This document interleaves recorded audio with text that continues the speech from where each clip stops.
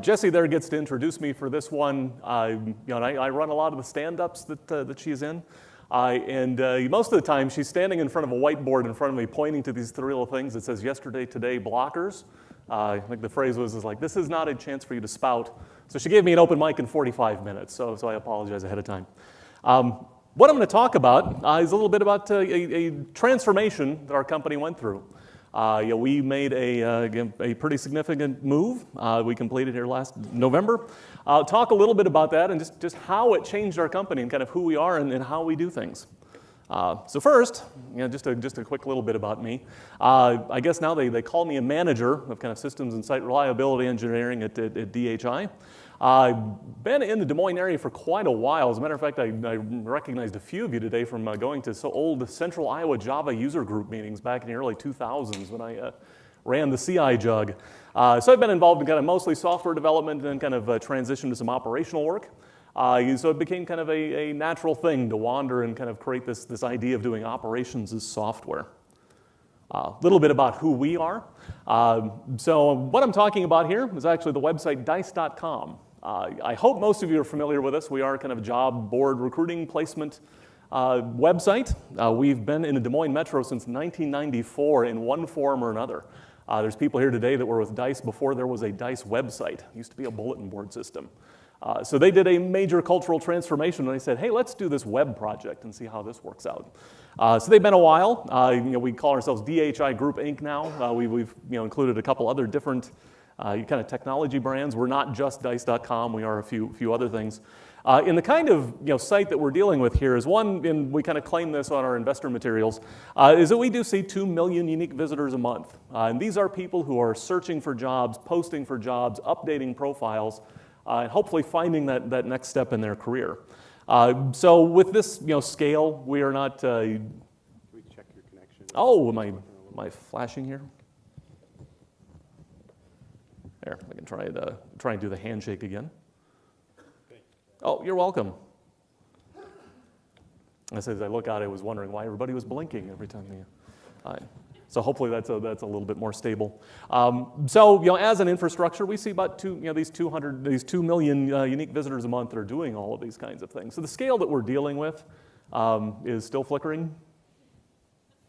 All right, we'll try and work through it. If anybody, you can come look behind my shoulder if you'd like to. This is perfectly steady. So we're dealing with a scale that's it's not the scale of a Facebook, but it is one where we do have concerns about how we deploy and manage our sites. So a problem that we needed to solve, and we talked about this one in 2015. We were running dice.com on an aging data center infrastructure. We were kind of mostly co-located in the area. We had data centers in Waukee and kind of one in our Meredith office. So we had an aging data center infrastructure. The way that we were deploying software was changing. We were transforming our application from something that may have been kind of more enterprise-driven to something that was a little bit more, you might say, kind of modern in its infrastructure and able to scale in individual nodes. Short story, we went from big J2EE server to Tomcat, and we're introducing a bunch of new technologies into our infrastructure. It was not something that we'd really planned for in a lot of ways, so we were struggling to maintain those kinds of systems. The other issue is we were also trying to grow a global presence for our business. We started doing some things in the UK and trying to attract a global audience from a data center based in Urbandale, Iowa. Physics is still real. Latency across the internet is still real. So we weren't serving some of our international customers kind of in the way that we really wanted to. So the solution. We made the decision, we're going to retire our data centers and kind of our co-location strategy, and we were going to bite the bullet and adopt a public cloud service. In our case, we picked AWS for all of its services. So that's it. Any questions? Okay. All right, it's not it by any stretch of the imagination. Kind of got to address the elephant in the room here. Hopefully there's two of them that aren't flickering so much. So the elephant in the room here was we can make a decision that we're going to adopt a public cloud infrastructure and we're going to do all of these things. I could talk about the technology decisions and kind of the way that we did that, but in some ways, just dollar vendor. We were doing something different. The question was, how are we going to get there?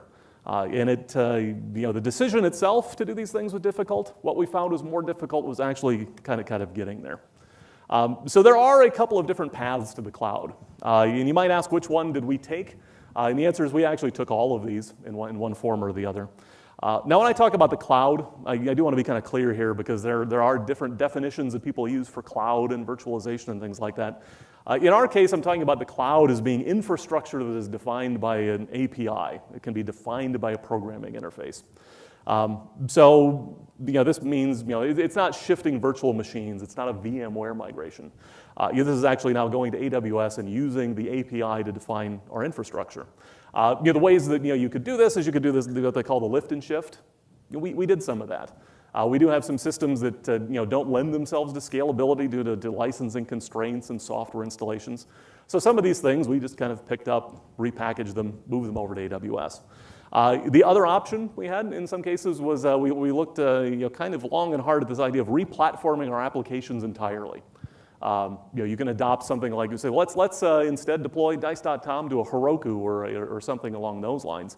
That is an extraordinarily large project. That was one of those things that, looking at this, it was, we're taking 15 years worth of development and trying to adopt it. So we actually did do a little bit of replatforming of our infrastructure, but mostly we looked at what we had, how we were deploying that software, and deciding that we were going to do some automation. We wanted to take advantage of what AWS is able to offer in terms of we were going to use the cloud capacities, pay for what you use. We were going to try and size it in a way that we could take advantage of auto scaling and we could take advantage of being able to roll through our infrastructure. What this meant, especially for our group, we had to take a different look at how we were doing things. When you're doing something and you've had a website, you've had technical infrastructure for that 15 to 20 years, you end up with 15 to 20 years of people SSHing in and making changes and doing tickets and all of these kinds of things. But when you make this move into software, it's a different thought process in how we do this. So we did have a little history before kind of making this big jump into AWS. We ran the Dice.com infrastructure out of our Urbandale data centers. In 2012, we were doing a lot of things that involved either, we wanted to make our source control more efficient for developers around the world, so rather than hosting that one in Urbandale, we can host some of our source control systems in AWS. We started moving our content platforms to AWS, taking the bandwidth of some of our news sites, and the things we were kind of like heavily trafficking and putting CDNs, we were running those separate. If you go to insights.dice.com, you'll see our main content site that's a source of news, information. We started running that in AWS, with the idea we can run it out there, it'll be isolated, and we can also serve kind of that global base a little bit better. Along the way, we acquired a couple of companies that taught us a couple of things. In 2012, we acquired a company called Work Digital. Work Digital is a company that powers now a product we call Dice Open Web, which is all about essentially kind of mining the web for information about people and candidates who you can match up to jobs. Work Digital taught us that we can use AWS and cloud computing to expand our footprint in a way that we couldn't. We could use the cloud computing to essentially, if we needed to throw just raw horsepower at data processing, we could do that. They taught us how to do those things. 2013, we acquired a company called the IT Job Board in London. We've kind of rebranded them to the uk.dice.com. They taught us that we could be a global business. How are we going to serve our customers and clients in kind of a global fashion? So we stood up an entire infrastructure in AWS Ireland specifically for serving the European region. So suddenly, we were doing things while continuing to run our data center, but we were doing things in kind of some of these small successful projects. We acquired Work Digital. We re-architected them to meet the needs of our business. We also launched the ITJB in kind of a global data center, so we were able to see the advantages of global businesses. The problem is we did this in kind of a very small way. So we saw a lot of these really small successful projects that we're all kind of excited about. We did these launches, it was great. The sad thing was they were still very small and they were very isolated projects. So these were not really transformative. We had small groups. And the way that we ran things kind of going in here was, should be pretty familiar to a lot of you. Our org chart looked something like this. We had organizations that did operational support. We had storage administration, systems administration, database administration, network administration. A lot of times, a lot of these groups may have had different managers, different leaders. And we also had kind of our development teams and the way that they were adopting and changing. And the way that we did this, to make this work, we said, well, we need somebody to kind of help out with this one. So as you saw this morning, full confession, we did it. We created a DevOps group. So there we created the DevOps group in the middle. It was kind of like this third silo in the middle of the two silos. People are stepping on each other, and kind of when you look at that middle, we were getting in a situation where people were overworked in a lot of ways. The one thing we did not really realize when we started kind of the big transformation, we said we were going to go to AWS. We looked at the way that we were actually manufacturing the things that we produce. In a lot of ways, we had a ticketing system, and we kind of worked things that way. And we were used to this world where when we wanted to stand up a new system or kind of expand the basis of what we were doing, we go through this process of like, oh, well, first we have to go to somebody, and they're going to stand up and provision a VM that's got the standardized infrastructure. After that's done, we need to have somebody move it down the assembly line. They're going to configure network infrastructure, and then somebody is going to configure a storage interface, and then somebody is going to configure something else. And by the time we finally get to the kind of the end state of deploying an application, we've been through this process. We've been through many teams. It was a slow-moving assembly line, but it was something we were used to, something we've done an awful lot of. When we started doing kind of this infrastructure-defined as software, the thing you run into is there is no such thing as this assembly line. This assembly line makes no sense in the AWS world. When you're defining something by software, you can't provision an instance, then the infrastructure, then the storage. Instead, it is all one work package. What had happened, essentially, is that the assembly line had changed. The assembly line that we were used to, in terms of just like standing up VMs and getting all those things set up, was now all software. The end product that we were producing wasn't a node that was running an application. The end product was a piece of software that would stand up and run our nodes. So this new assembly line required us to retool. We had to retool a little bit, get used to especially, and probably one of the biggest hints I can give you here, if you were struggling with this, the first thing to do, put everything in source control. Source control is probably the paradigm shift in operational management that you can do. Make things different, make things repeatable. Source control, automated testing, repeatability, and the reliability of these systems. The other thing that kind of comes out of this is, once you're all done and you're developing these systems, the language we use changes. We're not talking about standing up a server that can run an application. Instead, we're talking about an application node. Everything is all part of the same package. So we're no longer delivering a server that has an application on it. We're delivering a node that runs an application. So we have TechPro nodes behind a load balancer. We no longer have servers that we think of in that way. So when we started this whole project, we kind of did this in our silos. And of course, we looked at this bigger project, and there's some things that we did well in the beginning.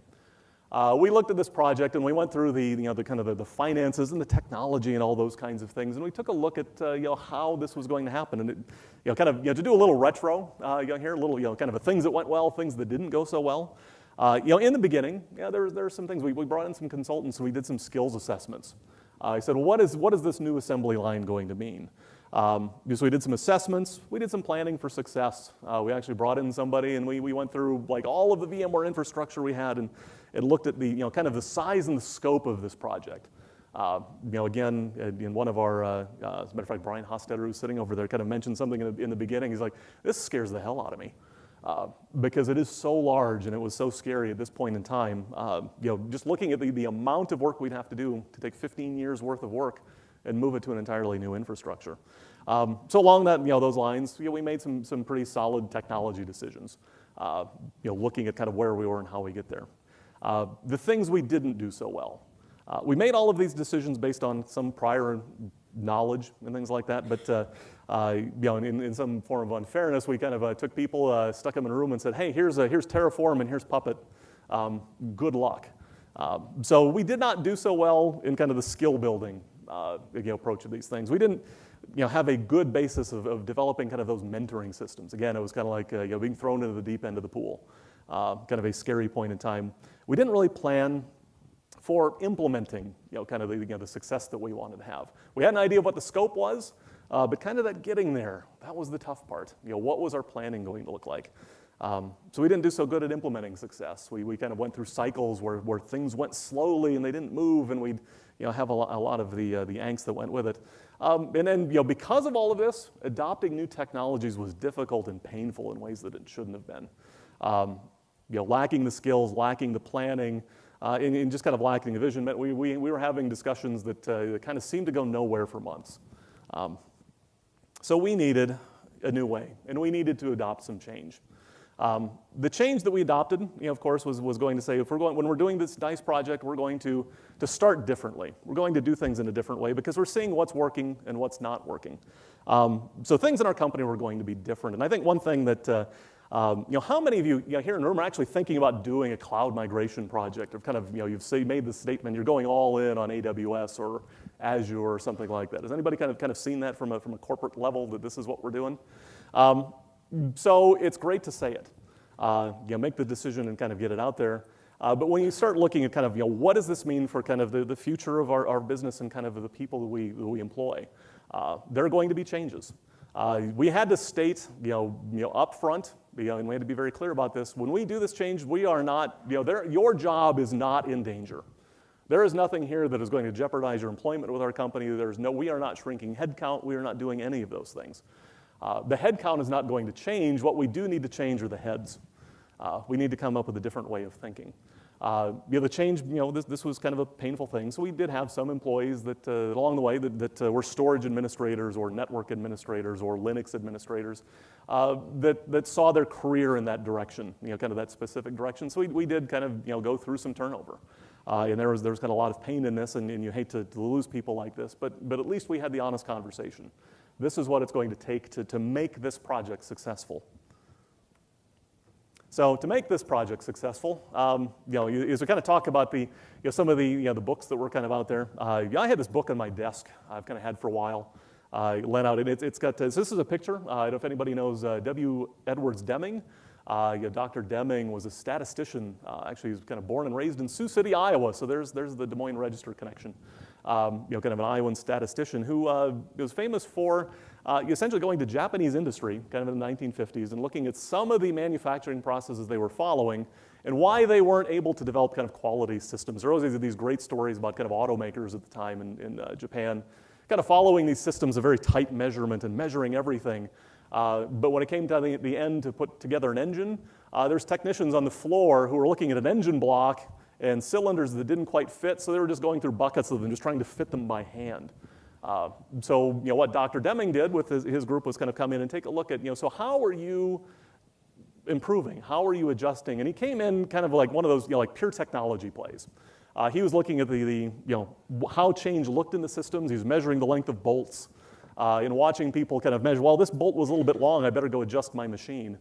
This bolt's a little short, I'll adjust my machine. And these constant adjustments that did all of these things kind of led to this process where they weren't looking at kind of the statistical view of things. And what did the people part of this all look like? So Dr. Deming walked in looking at statistics, ended up talking about management theory. So management theory and organizational transformation, and actually published this thing called the 14 points of management.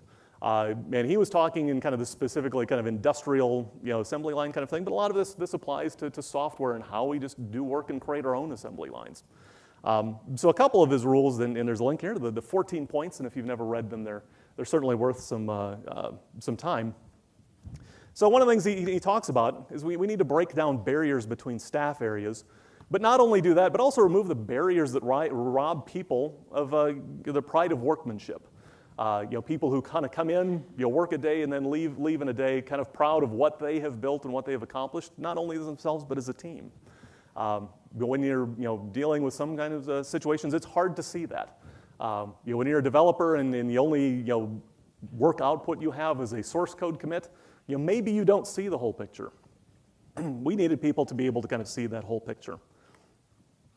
Of course, one of the ways that we decided to do this, kind of looking at the people and the processes we were doing, again, kind of going back to some basics. What is important out of the Agile Manifesto? We're all kind of used to, as a matter of fact, so the thing that's going on in Slack right now is Scrum is the disease. while Scrum in this case was not the disease, our disease was the fact we wanted to do everything all at once and didn't want to plan. Scrum forced us to do this, so we adopted some of the procedures of Scrum in these. But then, taking a look at kind of our, just the basics. What does it mean, the Agile Manifesto? What does all of this mean? But most importantly, we looked at how we worked, but none of this happens. I mean, we don't break down barriers. We don't create communication. We don't do all of these great things without another point that Dr. Deming makes. Drive out fear. Fear in our organizations is pervasive. One of the things that happened in kind of our early attempts at moving some things to the cloud is we had a project going, and I wasn't part of the kind of this immediate project or part of the project team, but I got invited. I said, hey, we need your opinion on something. So I walked into a room where there was a Scrum planning session going on. This team had 4 developers. So I was like, oh, fantastic. I'll be there in just a minute. I'll answer whatever questions you need to. So we walked in. I used 4 developers, and I walked in and I saw 4 developers trying to do a planning session around a room full of people that included like 2 directors, a VP. I won't state the number because it gets bigger every time I tell it. But it was a room full of people. And there were 4 people trying to estimate and talk about problems and things like that.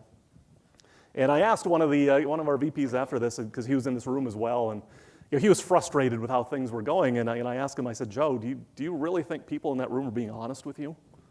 Are they being honest about what it takes? Are they being honest that the story is not clear? They don't feel safe. They're in a room where they are performing. They're not planning and collaborating. They're instead having to look at this room full of people and do a performance. So when we did this DICE move, kind of the biggest thing is how do we drive out fear of this process?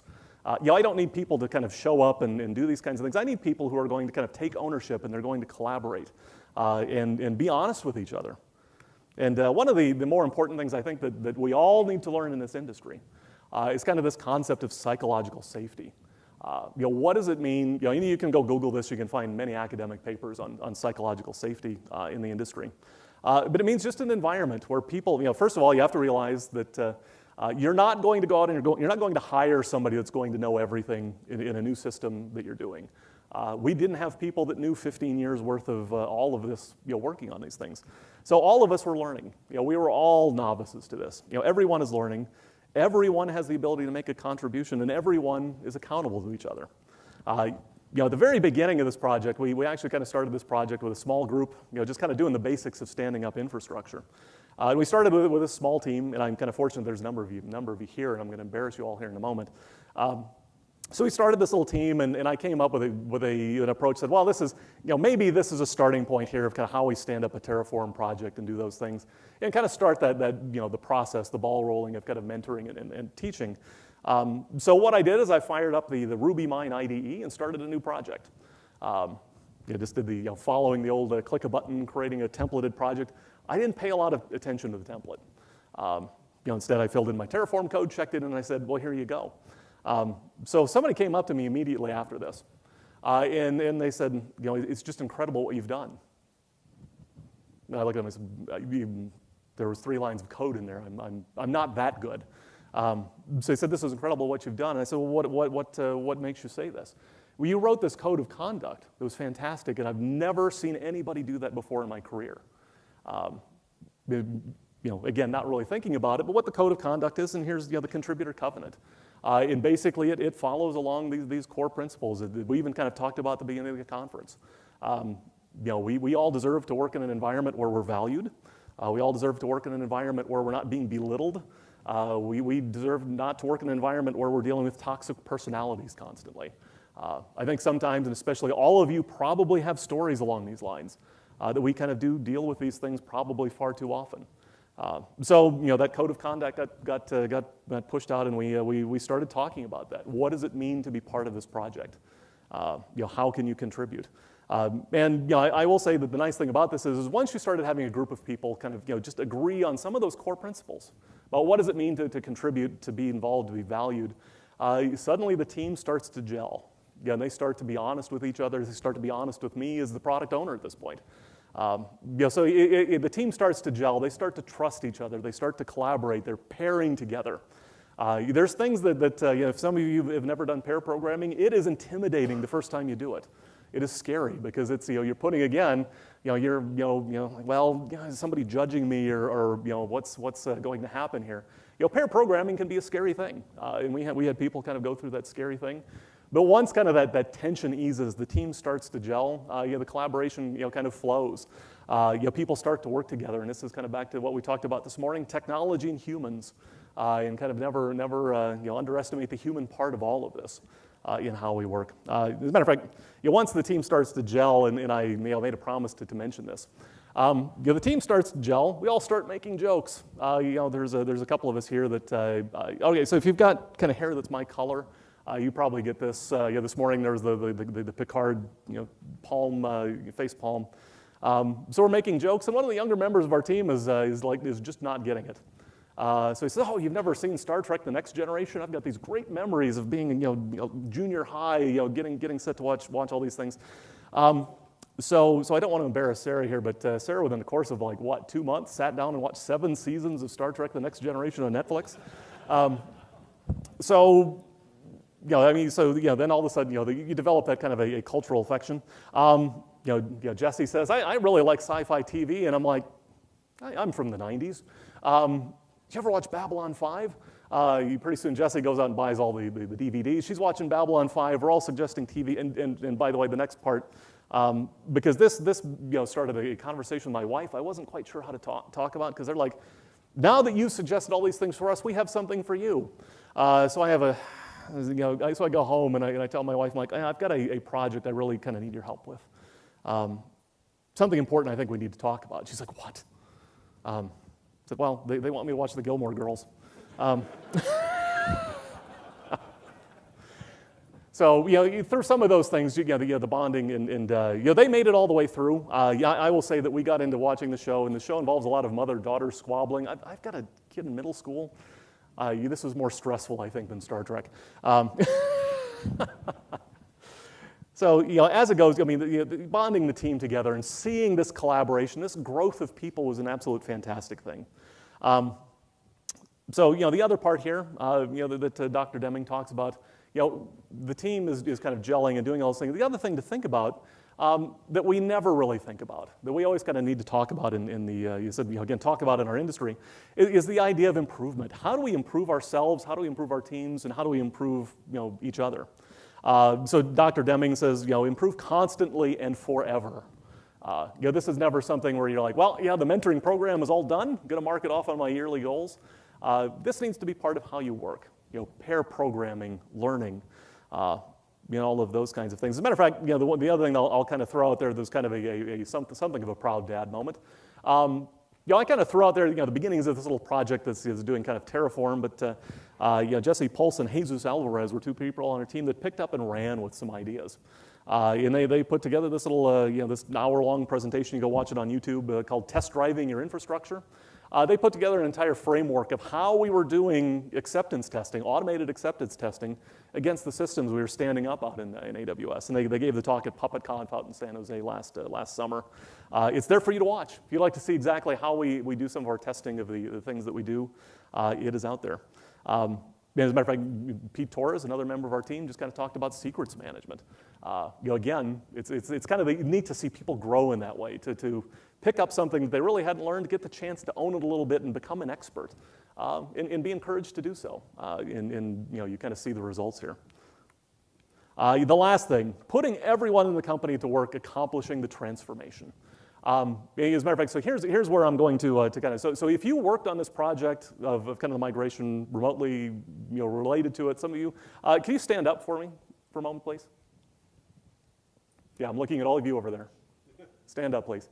I'd like to introduce you. So this is the group who largely worked on this project. And I'd like to say, if you would like to know how this project went and how things happened and how they work, I might not be the best person to ask. They're the best people to ask. Because these are the people that kind of did these things, worked on it. Some of our consulting partners that were there as part of this whole project. This became kind of a major priority within the company. We're kind of a company that still has a lot of these individual priorities. This is one of the things. The thing that made this successful is when we kind of looked at what we were doing, and it became the priority. We kind of brought our development teams together. We brought, development teams, operations teams. We had, management. We had everybody on board. And this is, a couple pictures from our launch night, which actually went, amazingly smoothly. We had a couple of AWS engineers that flew out to be part of the whole project that kind of just sat there and did nothing. And they said this is the most boring time we've ever spent because we watched you all do this. I got to point out Jesus here in that gong because that's a 2 a.m. picture. When we rang the bell when we did the final cutover of DNS. Matter of fact, this was such a big thing that when we completed this 18-month process of migrating Dice, our CEO actually mentioned this in an investor's earnings call. I've actually never had this happen where in the middle of an investor's earnings call, he says, here's something that says that we can do this as an organization, we can do this as a company. Talked about moving this entire infrastructure and shutting down everything else. So this is, again, we had the organization, even all the way up to the CEO, kind of buying into that whole idea. Some of the success, of course, if you were around looking for a job on Friday, November 17th, I apologize, we were offline for a little bit. Mostly, this was kind of a DNS data transformation, data migration. So we took the site offline. And immediately, as a matter of fact, so kind of back to so we talked about the people thing, but when the people start to work and they start to learn how to use the technology and everybody is on the same page, the technology improves. As a matter of fact, so here's the easy question of the day. This is the response time of uk.dice.com. Who can tell when we did this migration? Our average response time to that site dropped into the sub-second range to load all of the assets. We also saw when you kind of look at so there's the response time. There's even the stability. Kind of when we talk about toil and making these systems easier to run. Here's an example. After we did all of the automation, we did all of this work. Again, so this is the standard deviation of the response times on dice.com and everything we have. Who can tell where the migration happened? See, you see immediately, kind of we get a lot less noisy in kind of our response time. And finally, I guess the other thing that really kind of sold, so we had this goal that was kind of set out by our management this year. It's like now that we did this, we need to prove the value of kind of this whole AWS migration. And one of the things that that happens when you do this is you have the option now. Again, you can pick the compute power and the things that you need. Kind of putting this one up here because we went into launch night with one set of servers. With one set of size, and then as we learned and exactly what is the technology infrastructure we need to power this, we were able to say, well, we're over-provisioned. We're paying for way too much. We know the compute power we need. We know the bandwidth we need. Let's pick where we need to be, and let's roll over our entire environment to a different instance class. Within about 2 hours, we had kind of retired approximately 100 servers from C4 instance types to C5 instance types. Cut our costs by about a third, if not more, once we completed all of our reservation plans. So this combination, kind of so now here is the end, again, but not really. We're still on this journey, kind of this combinations of people and technology. You kind of go a long way. Just in, you can even see these things in terms of kind of the business and in terms of how our sites respond. Again, we completed the project, but again, improve constantly forever. They talk about completing a project, but we're not done. We're still running dice.com. We're going to be doing this project until it's not running anymore. You put it that way. So kind of the quick little pitch here. We are hiring. If you kind of like to learn a little bit more, again, don't just talk to me. Talk to a group of people that kind of stood up. Can tell you the kinds of things. And just for you, Jesse, there you are. There's my contact information. Should you want to kind of talk about that, and be free to any questions that I could answer.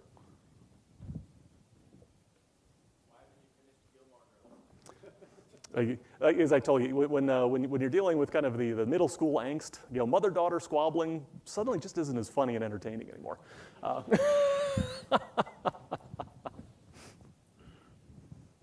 By the way, Chuck finished the Gilmore Girls over there in what, 3 weeks? Oh yeah, we were amazed that like Chuck, you still need to hold on a job, man.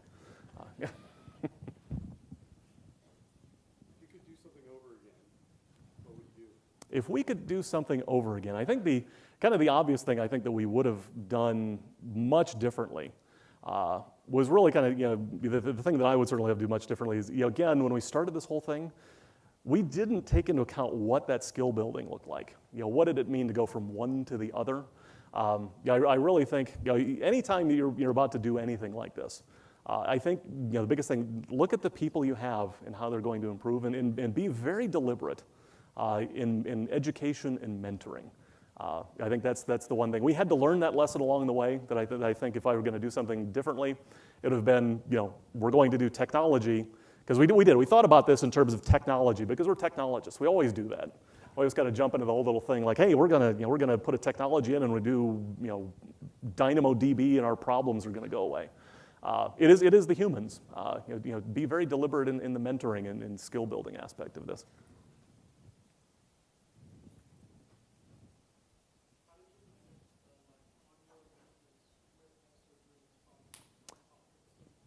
Oh, well, you say this. So this was kind of so he asks, how did we manage kind of the ongoing maintenance? Because we still were running in data centers.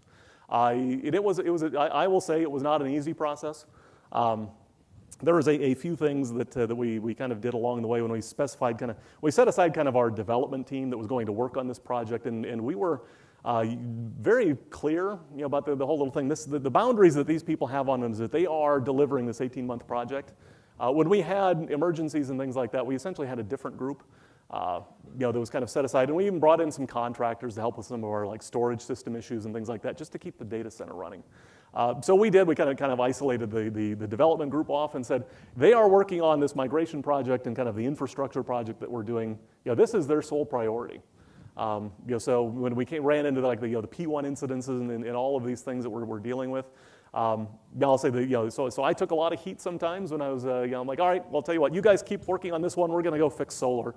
I'll take this one and work with some of the other folks. So we spread the work around a little bit. But we did try and keep, we had to keep focus on kind of that core team that was kind of working and collaborating to restructure Dice.com.